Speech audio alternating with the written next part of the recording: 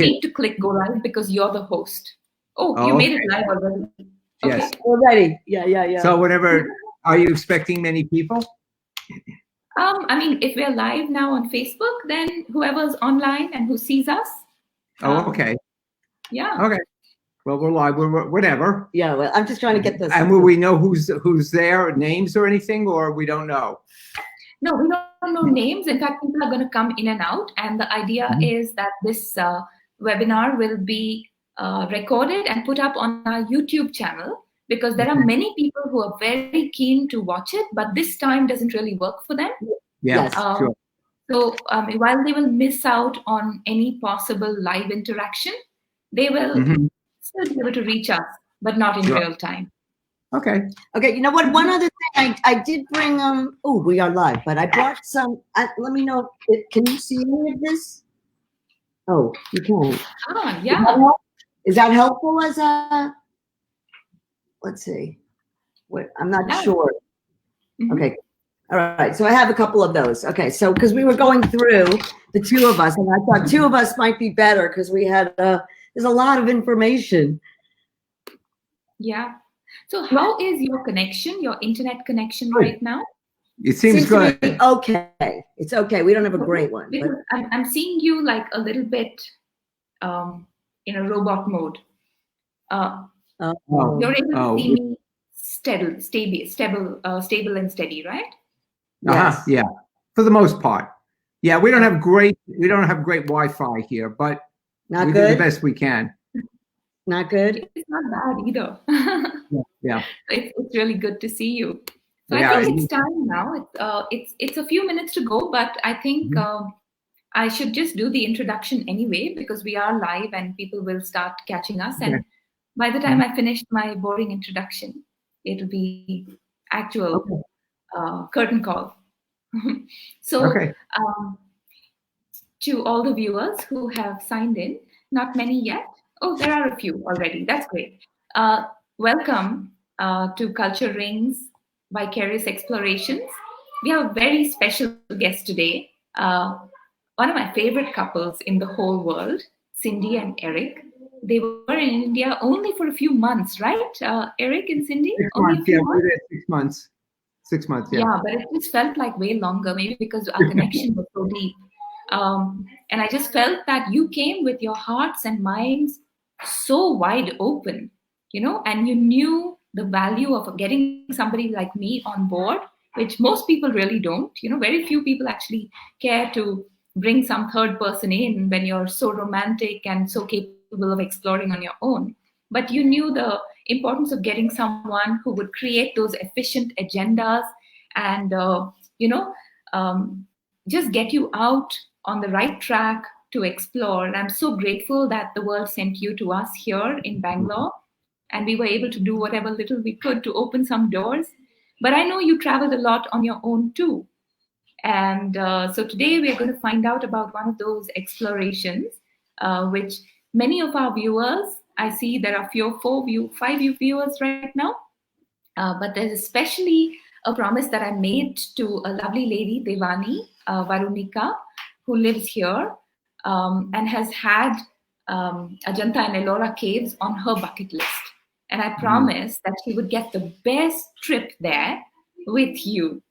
So welcome, Cindy and Eric. I'm so happy to have you. And I would love to hear from you. Our viewers would love to hear from you. Tell us a little bit about you. What brought you to India? Where were you from? Well, we're living now and living in New York City and still are, as you know, the epicenter of the coronavirus. So we've been pretty much in our apartment for the last 2.5 months. But it's wonderful, and thank you for that wonderful introduction, Kaveri. We admire you and all of your guides, because you really made the trip to India so worthwhile, both culturally, as tour guides, as introducing us to really local India, not just tourist India, and it meant a lot to us. This being one of the trips, as a matter of fact. Now we came to we were on a 6-month assignment because my job, which was actually in relocation, in corporate relocation. So we have I'm retired now, but the company I worked for then, Brookfield, had an office and has an office in Bangalore. And we were situated there to run the office for 6 months, at which point we then came back to the US. So that was our 6-month assignment. But we wanted to take advantage as much as we could of seeing all of India as best we could. And it's a big country, so there was a lot to see. That's wonderful. Yeah. How long ago was that? Do you remember? When was it? It was from May 2016 through November 2016. Or Right. June. Yeah. It's been about 4 years now. At 6 o'clock. Yes. It's been a You while. would not recognize Bangalore right now if you came here. Really? Is what? Well, Why? it's become like Bangalore in the 1970s. My first memories of Bangalore when I used to visit as a toddler, as a kid, you know. It's empty Really? streets, beautiful, happy trees, so much of bird life, and you know, everything so clean and fresh, temperatures dropped, all of that. So Will it and it closed where you were living, right? You were living in the heart of Bangalore. Yeah. That's That's right. How about the traffic? With the traffic, well, I have to say today I was in the traffic and it's picking up again. But until 3 days ago, the roads were completely empty. Couldn't believe it. Are you finished with your quarantine? So yeah, we've had a series of lockdowns, and we are right now on lockdown 4. And at the end of this, I mean, after you finish talking about Ajanta and Ellora, I want to exchange notes with you because I've had so many cultural insights into my own people. You know, some have come to me as a shock, and some as a pleasant surprise. I would love to discuss these with you, but I think there are viewers already waiting. Okay. It is now 6:01, so maybe it's a good time for us to start. Cindy, if you feel ready, about Ajanta and Ellora, and you can, Eric and Cindy, together, you can tell us very spontaneously what made you go there, because it's not on every tourist's map. You know, the Ajanta and Ellora caves are not the Taj Mahal. They are not Agra, right? They are not Jaipur and Delhi. They're not Kerala. But they're just as inspirational. Obvious destination. Well, the reason, first of all, I'd say what was memorable and different and unique is it's not a thriving metropolis. You go there to see these ancient, and that's what is so amazing to us as Americans when things are so old. So these are caves that were really hand chiseled, which is just unfathomable just because of the vastness of them. But from 200 BC to 600 AD, and they're huge, and the craft. And when you let me just go back to just a little bit of the history of they were discovered in 1816, which is also unbelievable, by a British, I think he was on a hunting expedition, tiger hunting expedition, and must have just spotted in the distance, or somehow, because it was overgrown and jungle-like, some little cave. And then somehow came up there and found this huge complex. But what they had to do, and I guess they had the locals cut down the jungle around it because I guess it was unnoticeable. So actually, I will just show you. So when you go there, let me see if you can see it this way. Let me just quickly. You might have to hold the book up for a while because it's a slightly sketchy connection. Okay, but see on you could see it carved in the mountain there. So imagine that all of it was covered with jungle, greenery, so it wasn't visible. So they say that it hadn't been touched for about 1,000 years when he found this. And so I guess little by little they discovered it. But the amazing thing is, the Ajanta caves are Hindu. No, Buddhist. They were early Buddhist. Right, and it was a monastery and a shrine, or a what do you call it? The temples and such, yeah, and a monastery as well. But it also looks like it was done in stages. Well, one of the things that I remember that they said, first of all, the workmanship and the paintings, the frescoes that are, they say, early Indian art, just some of the beginnings of, and that it's intricate and beautiful and highly colored. Now, obviously, some of them have been, I guess they were open for a while and they were deteriorated. But I think in the late 1800s, they got people to copy what the frescoes were. So I think there's records of the beautiful, gorgeous paintings, which is really shocking in its detail. But the chiseling, the sculptures, all phases of Buddha's life, and they're huge, and it's just you can't believe that this was chiseled.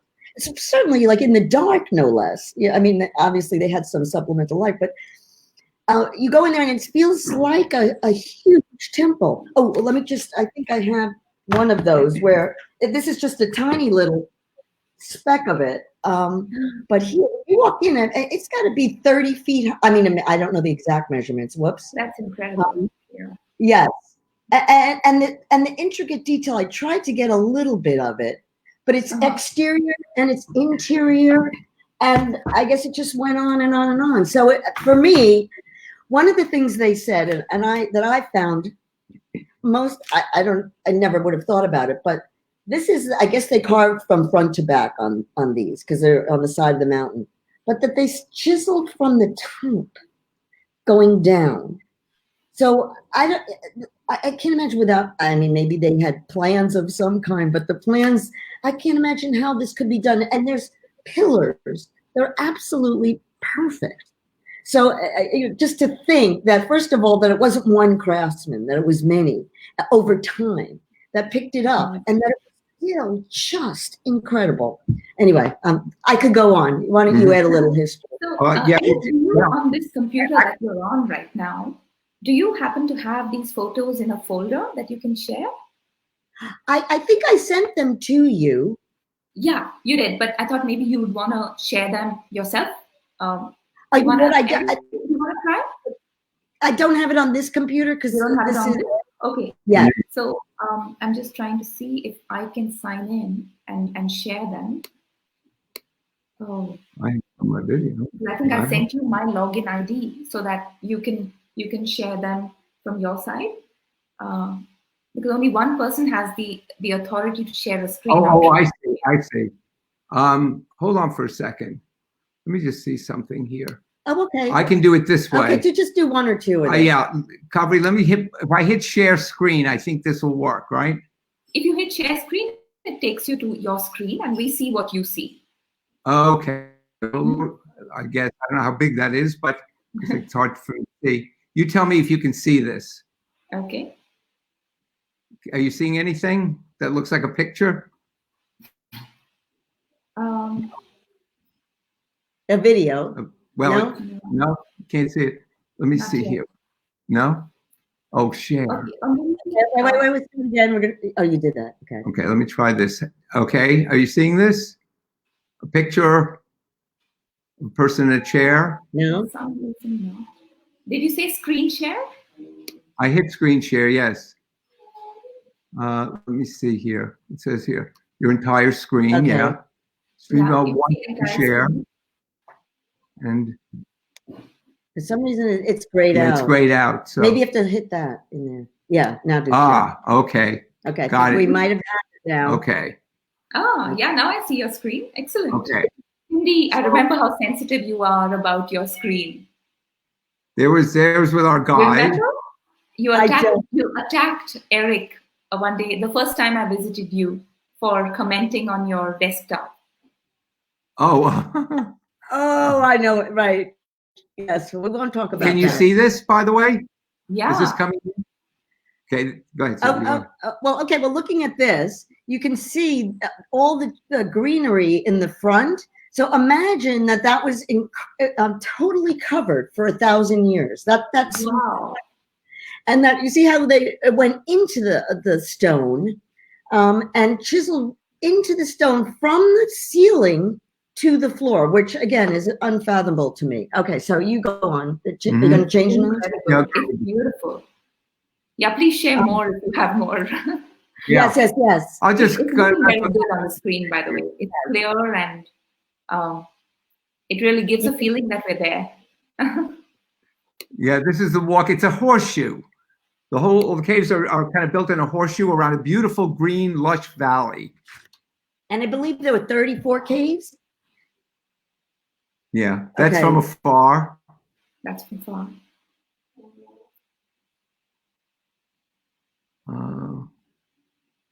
There's the valley below, so you've got a beautiful view of that too.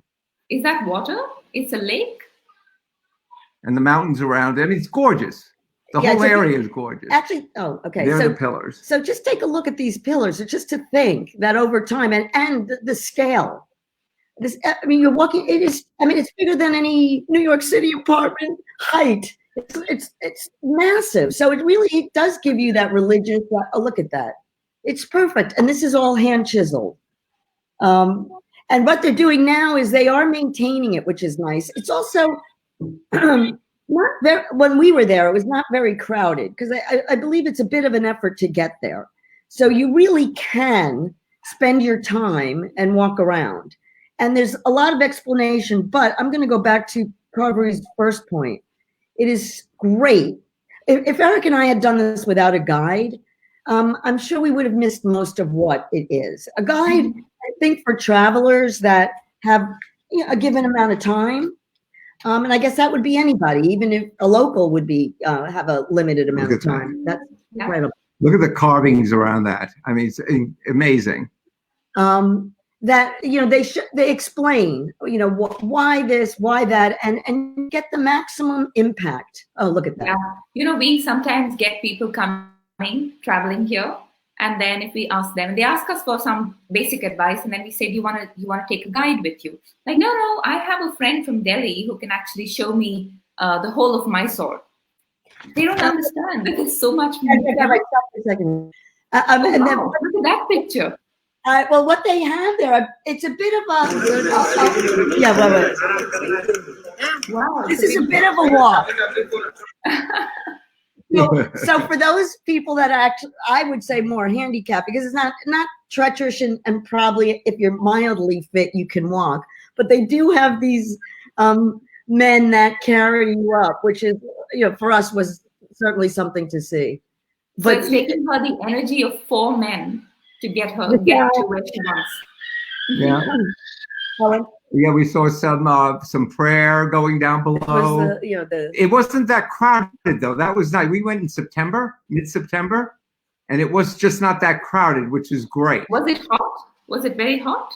Or no, I don't remember. Oh, that's us. Well, oh, right, you did have to take a bus up. Okay. Yeah. Wow. Okay, so it was spectacular and really ancient. It's a UNESCO site, as is the Ellora Caves, which is fantastic because now they're protected. And as we were there, some of them were closed so that they could keep them up, because at one point, I guess it was right after they were discovered, they opened it, or maybe it was 20 years later, as some sort of a museum. And because of that, a lot of it was ruined. People were trying to scrape off the paintings, and obviously went to dust. Mm-hmm. So I think a lot of it was lost, and now, luckily, they're reviving it and keeping it because of the temperature has to be just right, the moisture has to be just right. But it is a testimony to, first of all, group craftsmanship. I think we're so used to, say, Michelangelo, right? And that's a one man that's talented, and maybe he's in a workshop, or maybe he has a mentor. But this is over 1,000 years of one person. Not one. This has to be many monks. This is all monks that did this. Amazing. So I think what's amazing in and of itself is just the degree of excellence in both the painting and the chiseling or the sculpting. So it's hard to actually describe because it's so inconceivable.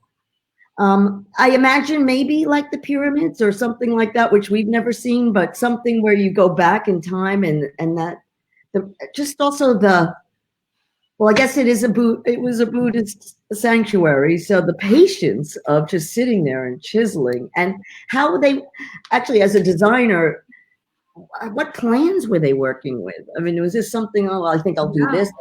Right. And this was obviously during the time of the Emperor Ashoka, who was a Buddhist himself, and the construction had been sanctioned by him, and it was his craftspeople. And I think worldwide in those days, the way that slave labor was entirely focused on construction, that your entire meditation was on transporting one massive block of stone to place it on another. And that was, it could take you half a day to do just that, but that was fine. Yeah. I think that was the dedication and meditation with which people constructed. It didn't matter if this was going to take 1,000 years to finish, but you just had to do it right. But that mentality, of course, is completely gone. We don't even, we can't imagine why people. That's the inconceivable part, right? First of all, that most of the people never saw it to completion. One tiny little part, and that it leads to this beautiful, beautiful group project. And I believe it was monks that spent the time there. But Carver, do you know, did they bring in other craftsmen? Or no, these were very much indigenous craftsmen, but there are rumors. I mean, not just about this. It's actually an old story, which is apparently not just unique to India and not unique to one particular empire. But whenever there was craft that was created that was unique and something to be proud of, apparently after it was done, it was an honor for the craftsman to offer his hands to be chopped off, so that he can never do it ever again. I remember that was the Taj Mahal. I remember the Taj Mahal had a similar. But is that myth, or I didn't know if that was fact or myth? Yeah, so I mean it's a common folk tale that's told, but there is also evidence about it. And then later, of course, the British also went and did this to people who were just weaving cloth in different parts of India, saying that, hey, it's an honor to give your hands. You made the best sari possible. Now I need your thumb.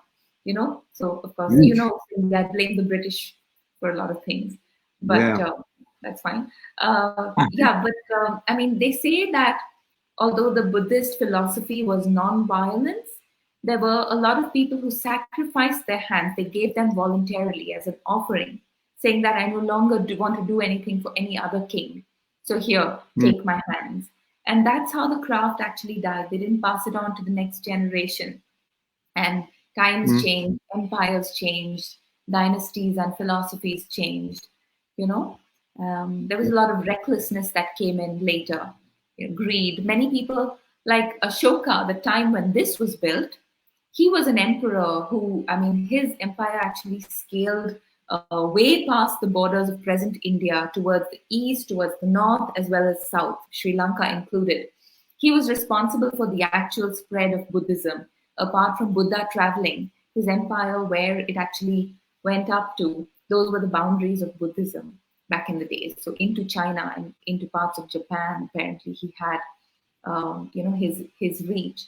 So an emperor like him really believed that he wanted his country to be proud. But later after him, we had a lot of people who came here just to pilfer. They came here to just extract whatever India had to offer. So in fact, Nadir Shah, the Persian emperor who came, he spent 16 years in India. And during that time, his entire idea was to take as much as his pockets could hold and go back to Persia with it. And apparently for 30 years after he went back, nobody had to pay tax in Persia because he had so much wealth coming. He stole that much. Wow. So that's another empire, another dynasty. But so I've actually, Cindy, downloaded your pictures now. Okay. And maybe I'll just share, because speaking of the Taj Mahal, I was reminded also that you sent me a picture, and I said, wow, a photograph of the Taj Mahal has crept into your collection of Ajanta and Ellora.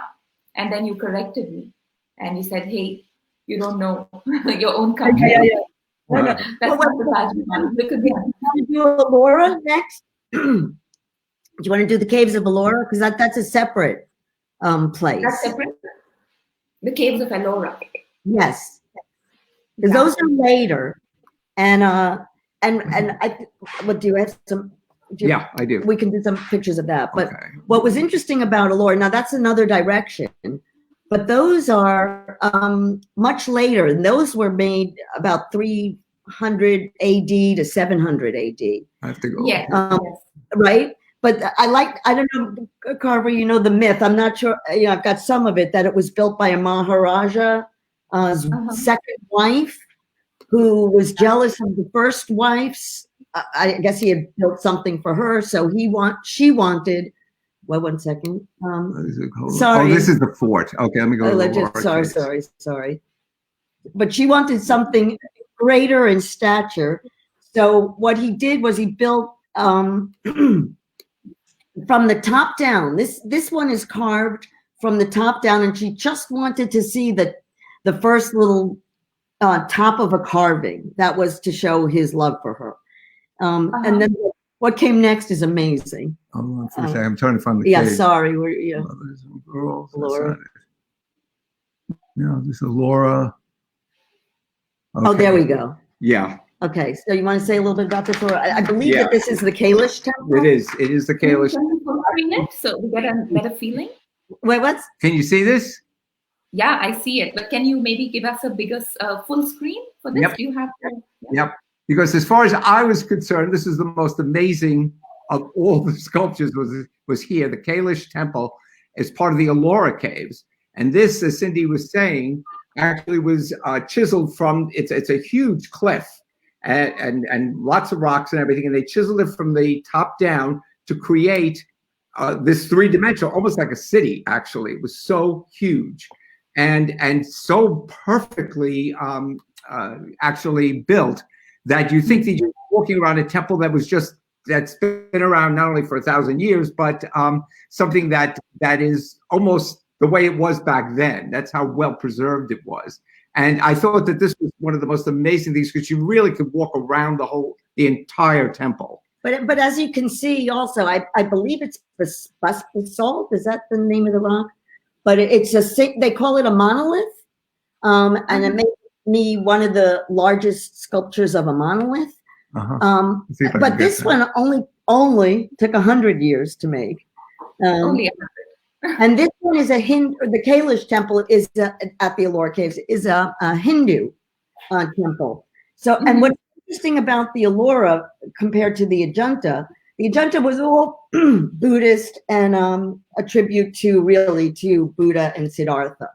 But this one had 3 different religions. That it started as Buddhist, then it was built on in Hindu, and then it was Jain, and none of the incoming newcomers destroyed any of the older religions, which I think is very unusual, because they would usually come and destroy everything. Here, take a look at this. Oh, this. Let me do this. Maybe I can move you make in that a little bigger?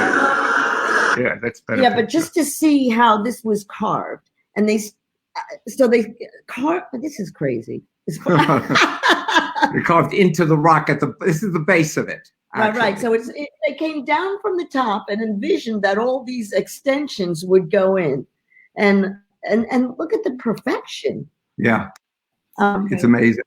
This actually, let me see, looking up. Yeah, let me get this bigger. It's not a great shot, but at least you get the height. That's from the bottom, looking at the sheer cliff that they actually carved.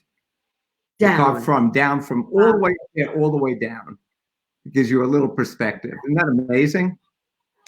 And then, well, the temple itself, if we have anything better, just there's so many. My father had a theory that these were not done by humans. There were aliens who came and helped. I'd like to go with that theory because technology it's almost forgotten. And as you can see, again, not that many people, because maybe like you said, it's not. Oh, look at this! This is incredible. Wow. There you go. That was an elephant, by the way. Yeah. But That's the Hindu. yeah, and also, we're Americans. We're not used to anything older than 200 years. So And even that's just in the New York area. Go out west and it's 100 years. So it's really nothing that old. So Yeah. culturally, seeing something this old and this spectacular, and even just look at the lines and the detail is just minute. Yeah. Oh, okay. So that is different. Okay. All right. So should we talk a little more about Ellora, or that's kind of? Yeah, these are the Ellora cave. I wanted to show you this because you saw the Hindu portion. Now this is the Buddhist portion, which is also kind of like a semicircle. Looks a little bit more like the Ajanta caves, and there's a waterfall right here coming down. So it was very unique in its way. It's not as big as the Ajanta at all, but this is the Buddhist portion. So it's Buddhist, Hindu, and then finally Jain. There are 5 Jain temples as well. Also beautifully done. Yeah. Well, also incredible that they didn't destroy what came before. Cindy, can you also, Eric, can you remember how much of a trek was it to get to this? Like, did you fly to Mumbai and then did you have a long drive in the car? Yes, we flew to Mumbai and then we, I think it was a 2.5 hour ride to Aurangabad. And so we stayed there, we were there for 3 days. We saw Ajanta the first day. Now, Ajanta is about a 3-hour ride from Aurangabad. That's the longest, that's the furthest one. Right. And we pretty much, that was the whole day, Ajanta. Then the next day, we went to Ellora, but before we went there, we saw a couple of other things. We saw let me just get the Daulatabad Fort. Oh, yeah. And that in itself was pretty amazing. I'll show you a picture of that too. Just let me get over here. And that's Middle Ages. Oh, And how was your hotel? Was it a nice hotel that you stayed in? Oh yes, we stayed in the Taj Vivanta. Was it? Oh, I don't remember. It's called the Vivanta Taj Hotel, which is very nice. There aren't a lot of hotels to really choose from near the Ajanta cave, so I would say you're best off staying in Aurangabad and then getting a guide because that's very helpful. And then from there you'll tour. And do one a day, then go to the other. Yeah. First of all, you can spend a lot of time. So you don't want to actually, what's also nice about when you go with a guide, you don't have to keep up with anything, and you can just ask whatever questions you have as they come up. And actually, our guide here, Mohammed, was so patient and so knowledgeable. Oh, okay, you're gonna jump in with this? Yeah. Okay. Well, this is one thing, just so you're aware, there are a lot of things to see beside the caves. And it would be a pity to go all this way and not see some of the other sites, this being one of them. This is the Fort Daulatabad, which was actually pre-Mongol, built, and then Mughal built, and then it was a huge fort, actually a city, that helped their defense basically of that whole area was in this fort. But eventually the Mughals overwhelmed them after about a 25-year fight. In 1318, the Mughals regime took over, and then they basically kept the fort. And for 500 years, different regimes were there, but they pretty much held this fort. And it was a very important fort for that interior area. It is worth seeing, even though it's just ruins. It's just immense. And this, which you can see here, not a great picture, but that's the minaret. It's the second largest or tallest, 60 meters high, second only to the one in New Delhi. So it's kind of a worthwhile excursion. It's on the way to the Ellora courts, Ellora caves. So it's worthwhile seeing that. Do we have any more fort pictures? Or I have a lot of fort pictures. Because that was quite amazing. Yeah, I'll just go quickly through some of these. You can kind of see all different parts of the fort. There's the minaret again. And it's, again, surrounded by these beautiful mountains. But apparently there were 7 massive walls, and the gates were named by the city that they faced. So I think there was a Delhi gate or... That's in Aurangabad, right? No. That's Yeah, Aurangabad is named after the most cruel of the Mughal emperors that ruled India over the period of 300 years of Mughal rule. He's supposed to have abandoned all his predecessors, tolerance for other religions and all of that. So yeah, it's quite a legacy he left behind. And this city, Aurangabad, was named after him. That has the gates. No. This is the fort. I have it here. Was that Aurangzeb? Yeah. Is that who are you referring to, Parvari? Yes, Aurangzeb. Yes, you know Aurangzeb. Okay, because a little bit about him, which is very interesting. And I'm not sure if, again, this brings us to the mini Taj. Aurangzeb, the son of Shah Jahan, who built the Taj Mahal, the actual Taj Mahal.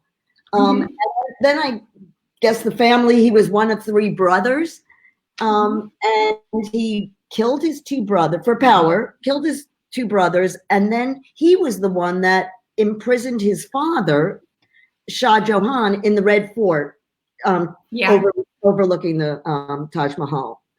Now, no wonder he was known as the most cruel of the Mughal emperors. Huh? He killed his brother.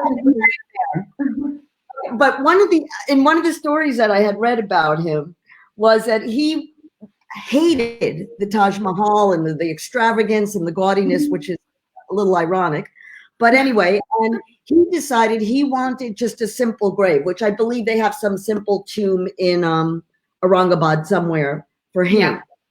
But his son, and his son's name was Azam Shah, built this, which is, they call it the mini Taj, or there's another name for it. That is so interesting. Yeah. He built this as a tribute to his mother, which would have been Aurangzeb's wife. Okay, now this is only 3 feet from the ground up is marble. The rest of it is made of plaster. So this is in its entirety, it's 50% the size of the Taj Mahal, and it's not an exact to a T replica. For our eyes, it does. Yeah. It looks like that. But that was a total surprise. Yeah, we had no idea it existed. and it's beautiful. It's a great replica. If you can't see the Taj, at least see this first and then make your way over there. And really open to walk around, unlike in Agra. And not as crowded as the Taj Mahal.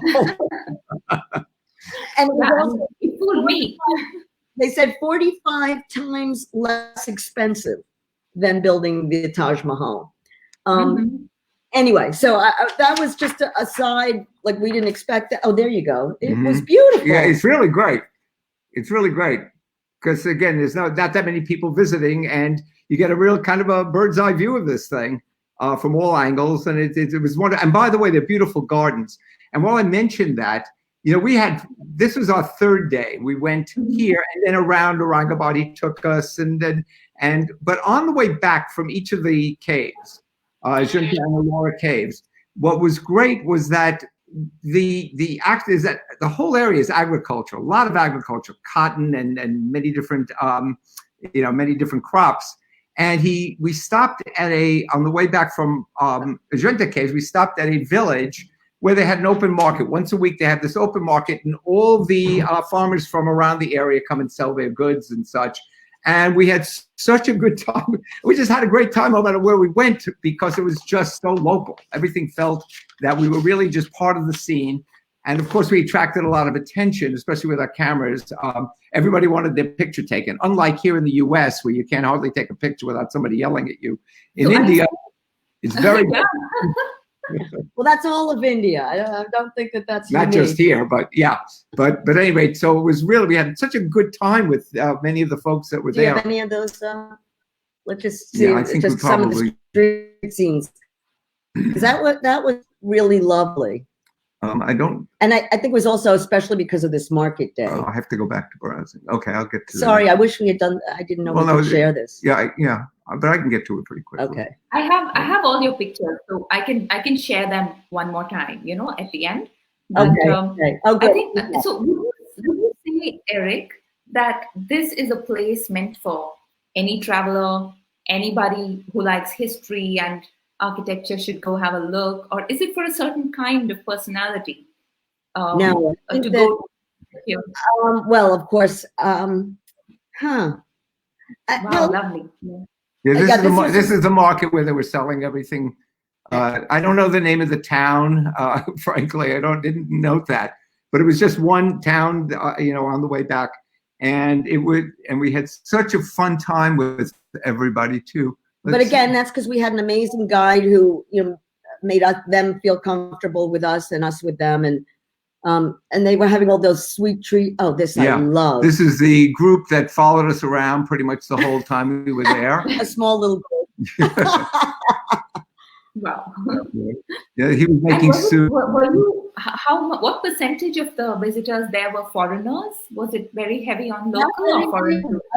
We were the only. Yeah, we're a minority there. I'd say it was local. Wow.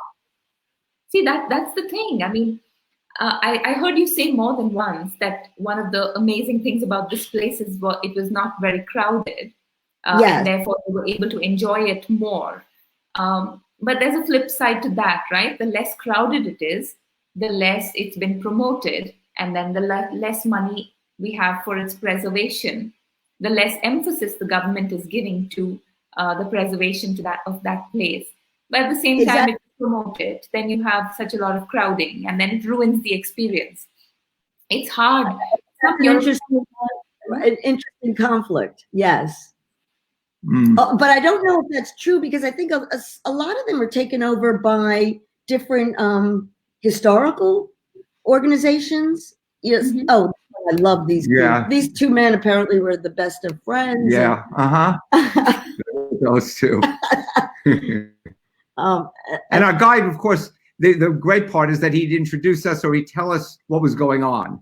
Who these folks are and who's who. And he would ask them questions on our behalf, and they were so friendly. Everybody just so friendly, and wanted to know where we were from, so he could translate that. It was really fun.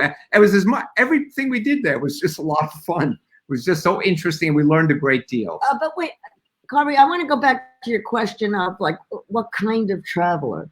Mm-hmm. I guess if you're traveling in India. Of course, look, that's what you've been doing, and I guess certain people might be interested in textiles or shopping, but then there is the sites which are unique to anywhere else in the world. It's kind of like you're going to Angkor Wat or something in Cambodia. Yeah. It's like these are, I think, mystical, spiritual sites that I think appear to appeal to everybody. They're mysterious. How did man do this? So, of course, we loved it. But I think those are the sites, when you think about it, where people want to explore, because it's also into our origins of humans. It's so far, and communities, and how did people live? So, I think. I don't know. We did notice a lot of people, were more want to go and gather, some of the ancient textiles, and those like outside of Aurangabad, because I believe that they're big cotton manufacturers. There are some of where they loom some of the ancient tapestries. Mm-hmm. I guess it would be a curiosity of the history of India and man. So, I'd like to think everybody would be interested in that. I mean, this is a school trip. This is in the Ellora cave area. They were just as students learning about the caves from I think a public school. I don't know if you can recognize the type of costumes, dresses and stuff. They have uniforms. Uniforms, yeah. Mm-hmm. But they were there, the boys separate from the girls, but they all came for the day to learn about the cave. Mm-hmm. And here they are. We took a lot of pictures of them eating. Their parents had put together these little lunches. Oh, they're in the cave. So, okay, sorry. Okay. Yep, no, but that's fine. then and they were very friendly. You know, our guide helped to ask them where they were from and such. And so again, it was just another experience there, beside just the caves, of just learning a little bit about life in the area and these children and what they were doing in school and why they were there and what they were learning. And they were all very excited. But I have to tell you something. What I noticed here, they were so well behaved.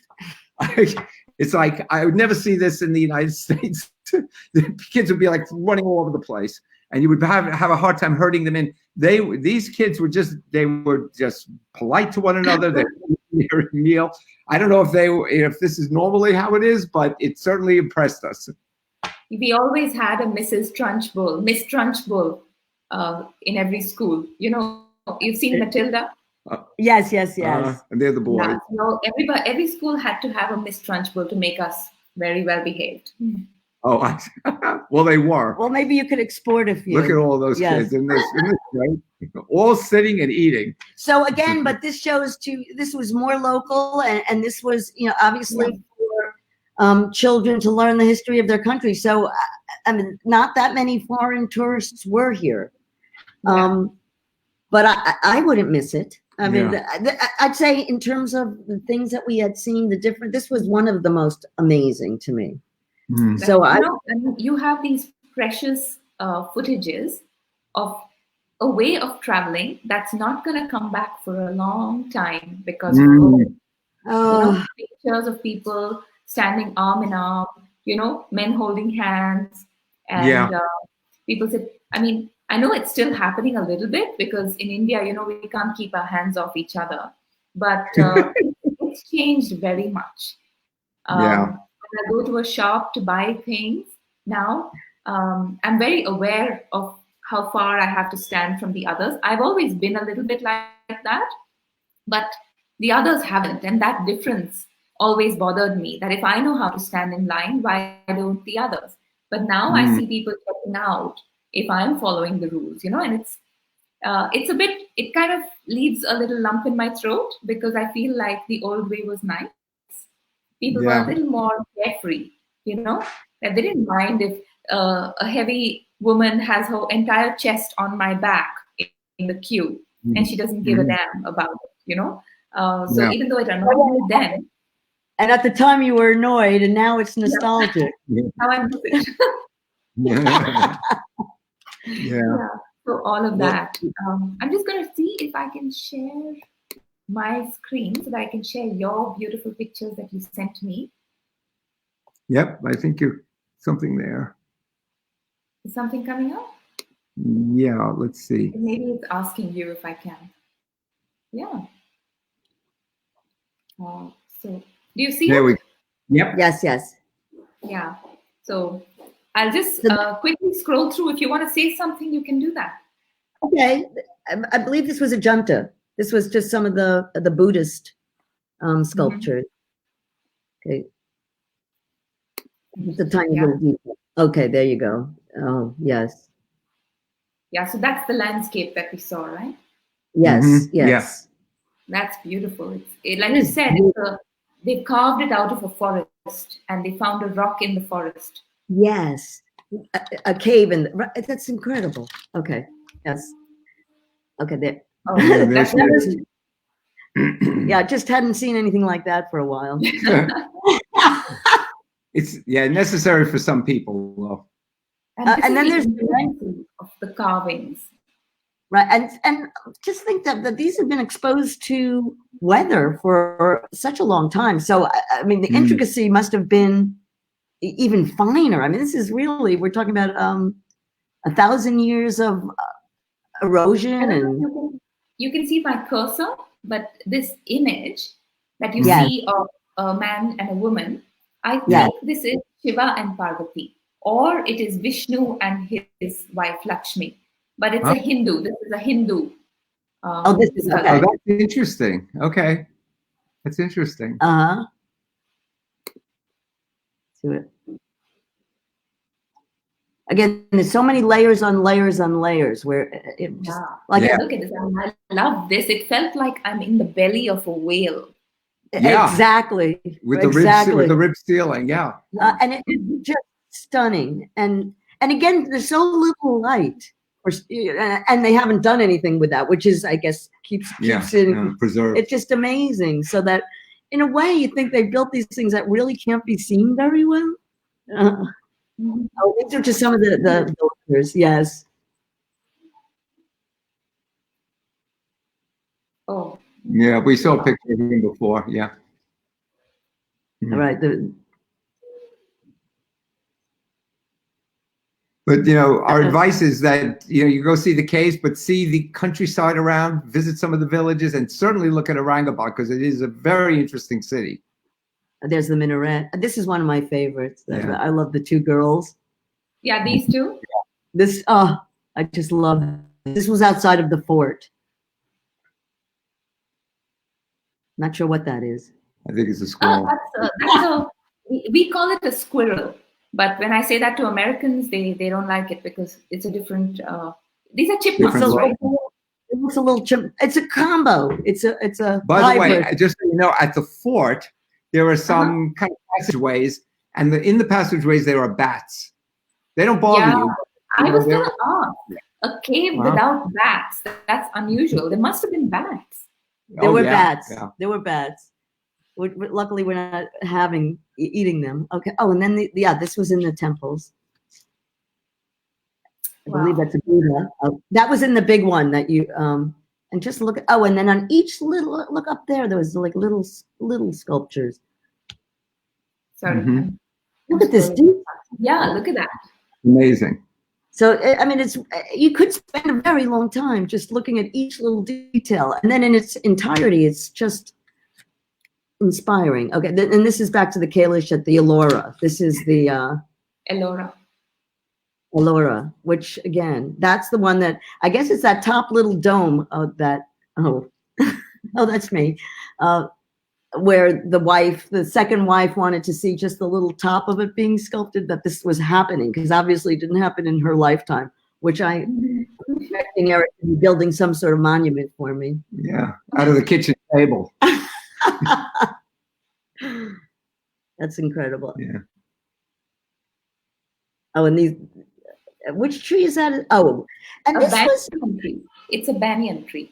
A banyan tree with a lot of the baboons in the banyan tree, correct? Yeah. So what happens is the roots that you're seeing come down from the branches. And over time, all the roots that come from the branches become the trunks of new trees. So it becomes like every tree becomes a forest. Wow. That's incredible. That is amazing. That was huge. Beautiful. It's my favorite tree. It's beautiful. So this is one of the villages that you visited. Yeah, that was one of the little villages where, again, because we were with this guy, he said, I'll take you here, and we're look at these beautiful people. Beautiful pictures. Oh, look at him. Oh. Cindy, you have to make a photo tour to India. So this is the image I was just breezing through, and I said, there's some photos of the Taj Mahal.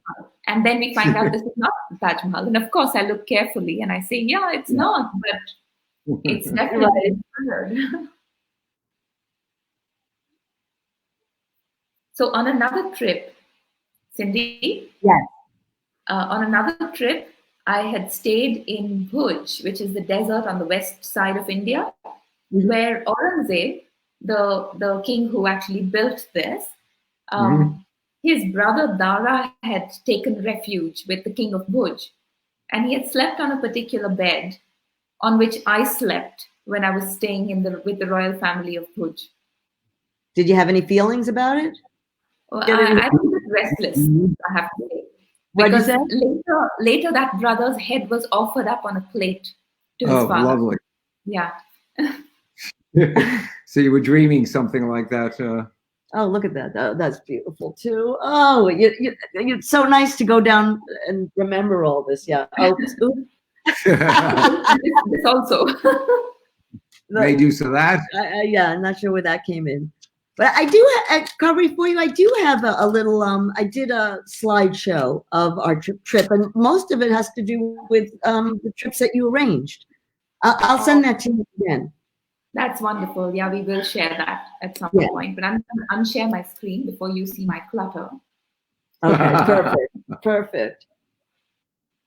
Anyway, I thought that was a great side trip. And it was just, well, our trip to India was amazing. And we thank you, because it was really all the wonderful people that you had take us around, and each one, and find what was interesting to you, because again, it's photography.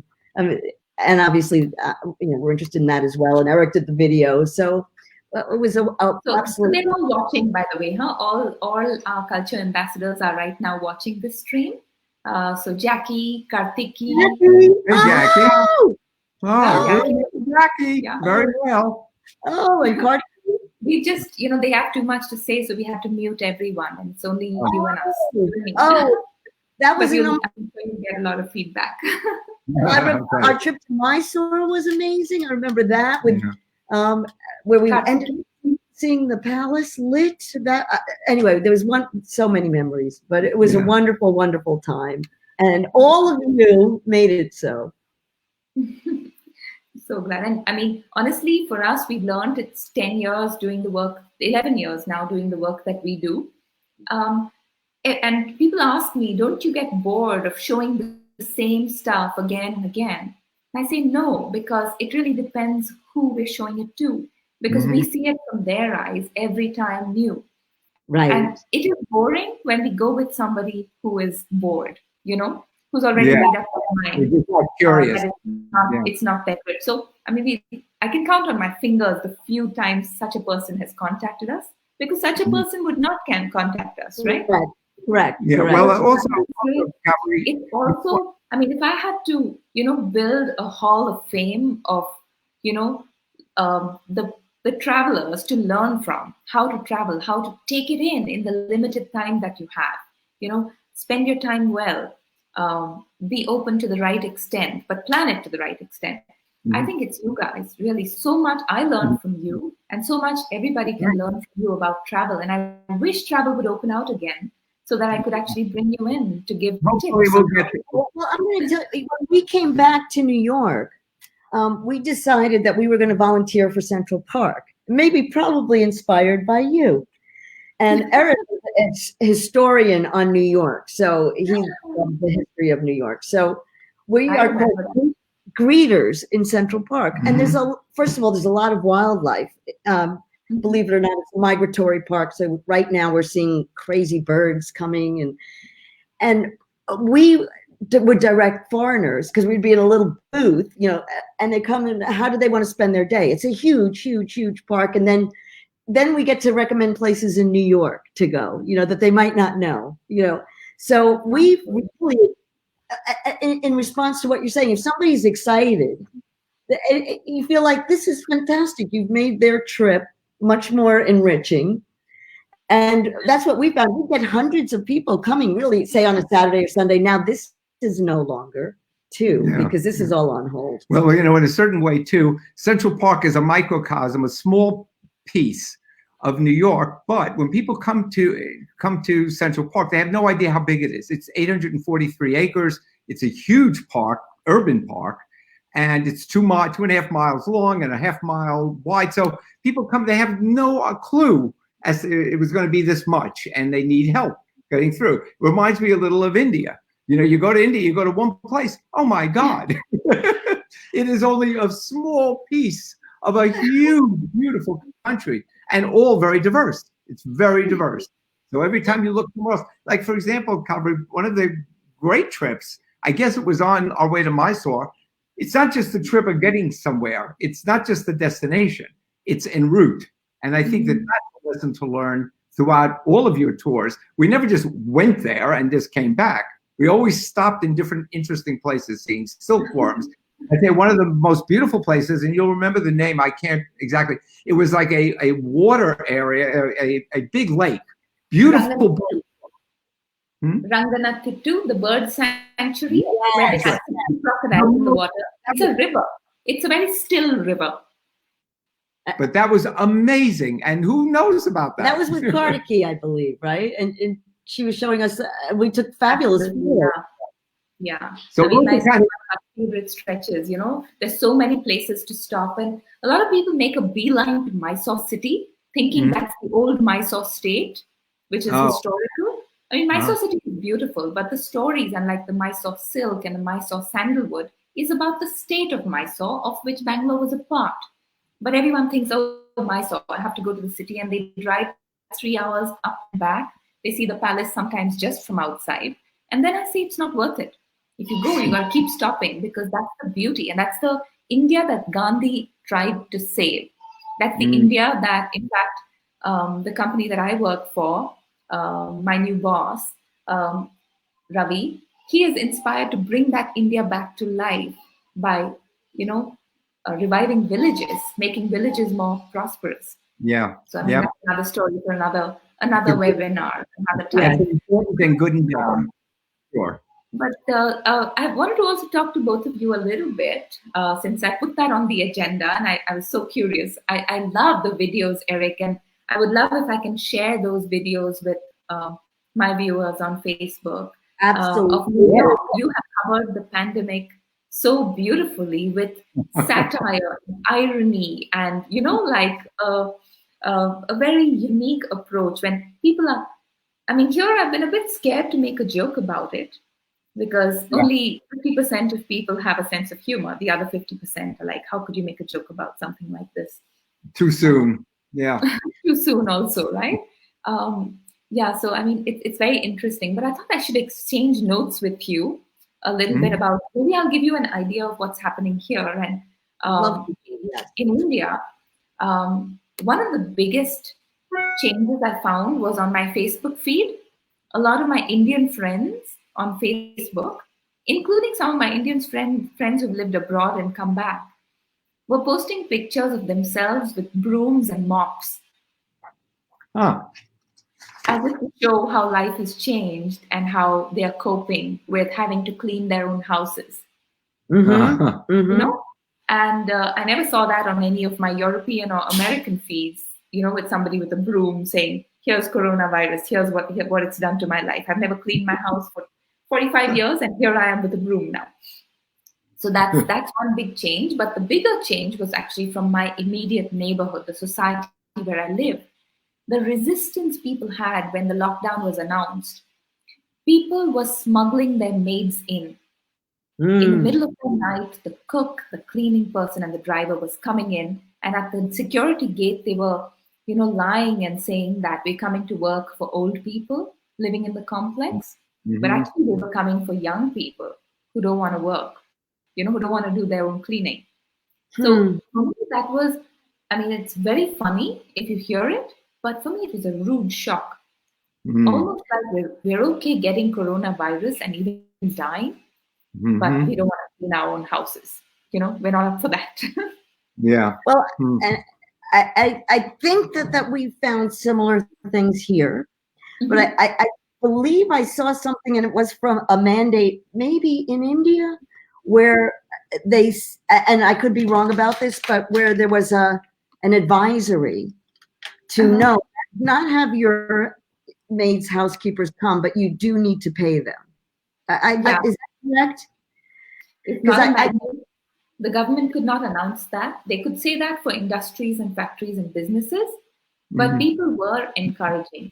But unfortunately, most of my neighbors have fired their maids. I mean, I'm not saying just the immediate complex, but across Bangalore, many, many people have just fired their house staff and said, when the time comes, we'll just hire somebody else. But the ones who did not want to do that, who wanted to keep their staff on their payroll, said, we can't do that unless we're using them. They said, oh, they need to earn money, so they need to work for me. They were not prepared. So they smuggled them in so that it justified them being paid. And in some ways, I kind of understood that because as an entrepreneur, if I had to look after my baby, I couldn't work. So if I was working, then I could earn enough to pay the nanny. But if I wasn't earning, there's no way I could survive another month, Well, so I think you understand that, but still, I do feel that overall it's been really cruel on that particular casual labor, what we call it, daily wage labor, because they don't even declare their income, so they're not on my payroll, They are considered below the poverty line because the poverty line is standing at 32 rupees, per day, which is $0.50 a day. If you earn, you are not poor according to the Indian government. Wow. So when we're actually paying them much more than that, if they declare that, then they won't get any ration, they won't get healthcare, they won't get schooling. So they don't declare their income because they want to show themselves as poor. Right. So it's a loop. It's a really tough loop created by the entire system. It's that different here. I think that's a similar situation, except for the amount of salary. But I do think that what this has caused is where you're seeing these fractures in people that maybe of the people that understand that this is kind of one thing depends on another, right? And it's important to keep the whole cycle together. So, for example, I've been cleaning. I realize I'm a really good cleaner, right? Excellent cleaner. But from the very start, I realized we're going to pay her. And I told her, because this is her rent. This is everything that we'll pay until this is over. And ironically, every week she'll call, can I come now? Because first of all, she likes to work.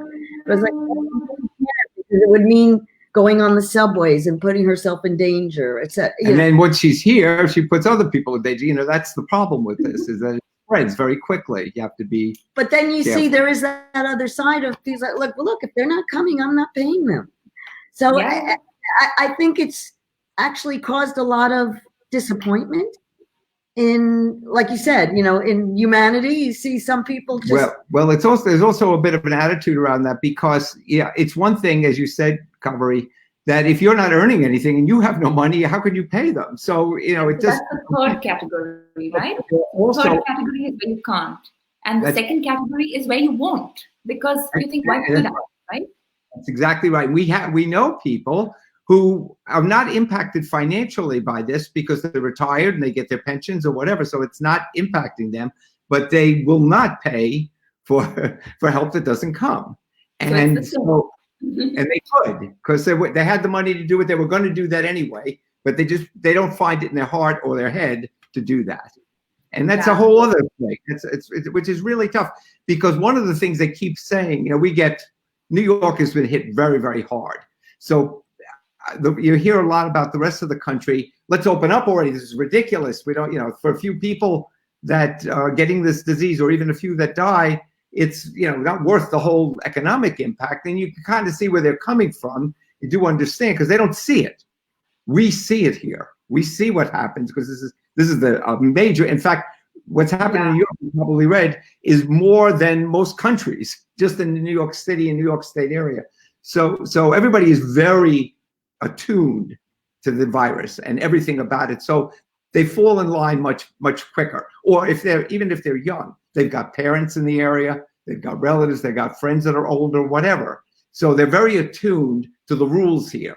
But wait, I want to just add that we're in New York, which is very different than the rest of the country. And I think a lot of it also has to do with leadership. Yeah. And as you know, what's going on politically, in our president is obviously not an excellent leader in how to really conduct yourself. So in New York, we happen to have a governor that is very direct, honest, and practical. Yeah, very vocal. Right.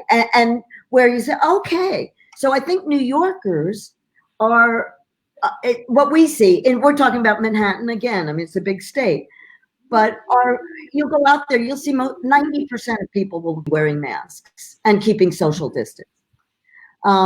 And I mean, as opposed to, where was it, in Wisconsin, where they stormed the whatever with rifles. We want to do our thing. Nobody's going to tell us what to do. Was it Michigan? So I think the country, because it's not been led very well and certainly unified, it's a crazy scene. So Florida is different than New York, is different than California. So the way that politically it's been handled is a mess. Well, is it the same in India with different states? Different states handling? Yeah. Very much. Like we need to go to the next state, Chennai, for some paperwork, but Tamil Nadu, in which there is Chennai, is very hard hit. They're having a lot of new cases reporting every day. Our chief minister announced that no one from Tamil Nadu should come in here. So then they got upset and they said, okay, then no one there here either. So there's a bit of ego play, there's a bit of practicality, there's a lot of miscommunication. There are these portals on which you need to apply for a pass. The links don't work. So obviously no one thought they would have to suddenly one fine morning create a whole new platform, for new life and new regulations. And the only department in the government that's working right now is the police. So they've stepped into all the possible roles, of administrators, and so it's quite a lot on their hands, and they are trying to cope. It's really hard, but people half don't understand. Like yesterday, I had this friend of mine who was like, "But really, I don't see any dead bodies, and if I don't see any dead bodies, I don't believe this." And we Indians, we eat a lot of masalas. So if you eat a lot of masalas, then your immune system is way better. It's the turmeric, it's the chili powder. It's all of them. And we get that booster shot when we're born. That makes us completely immune to COVID. Nothing's going to happen to us. We are so resilient. So I hear this going on all the time in social circles. And then on the news, everything is completely the other extreme of how it's the end of days and how, Right. So I'm sure you're hearing this too in some ways, but I mean, you're living in the thick of New York, and where you can't deny the existence of coronavirus. Right. Well, also now we're in 10 weeks, I believe it is 10 from when there was a shutdown. And on Saturday night, I looked out the window and there was nobody on this. I mean, so there is a kind of, what's the word? It's just so strange. Yeah.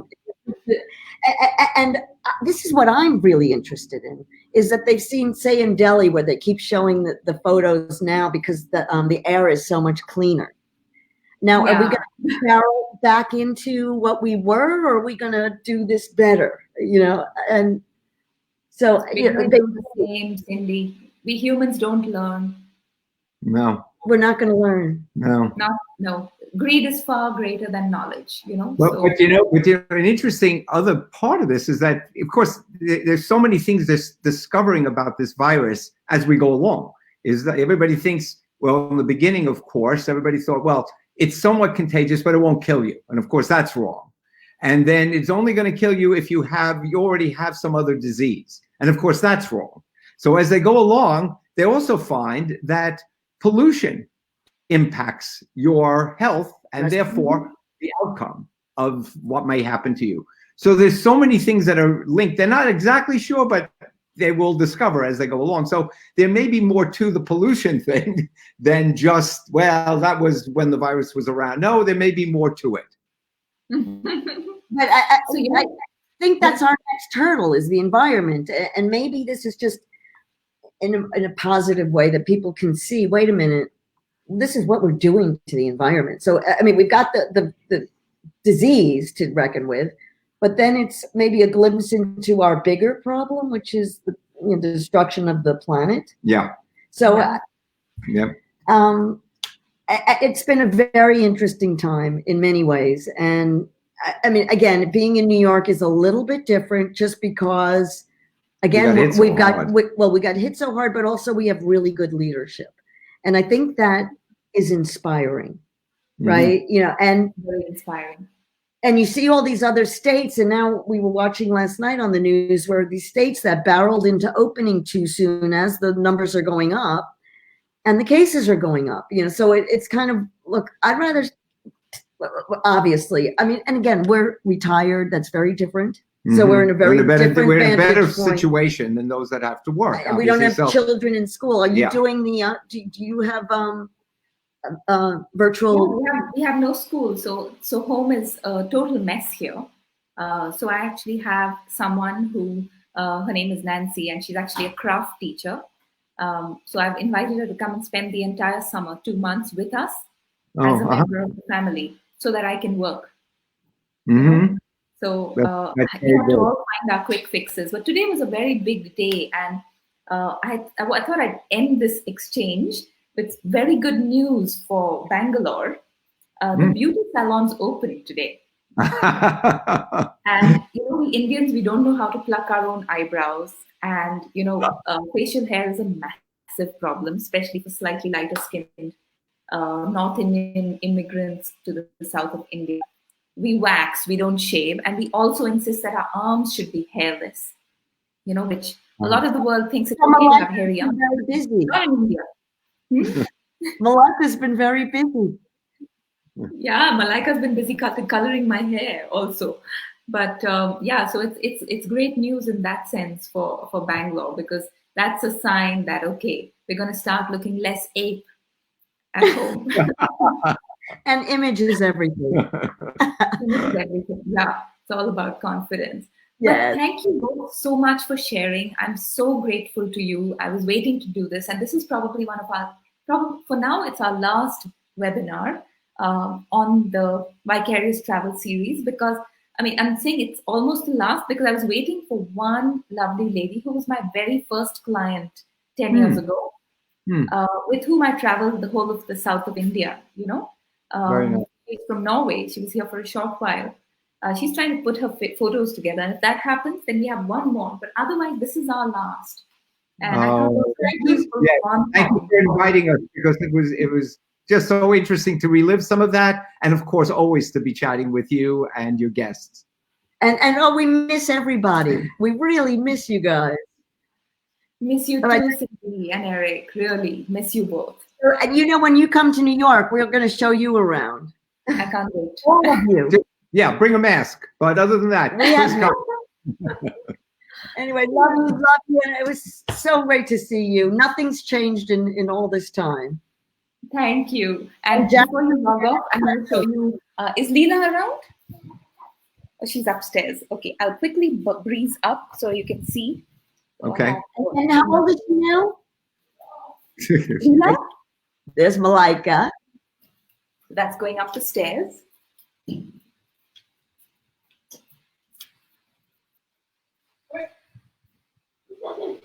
Leela, say hi to Eric and Cindy. That's Leela. Say hi. Hi. Hi. Oh, there. Okay. Hi. Are you? Oh, she's reading. Hello. How are you? How are you? Good. Good. Oh, how sweet. Oh, she looks so big. Is she reading to you now? Is that what's going on? Yeah. Hey. She reads a little bit. She's an active reader. Well, congratulations to all of you. On that note, thank you very much. Thank you. It's great seeing you. Bye. Lots of love. Bye. Bye.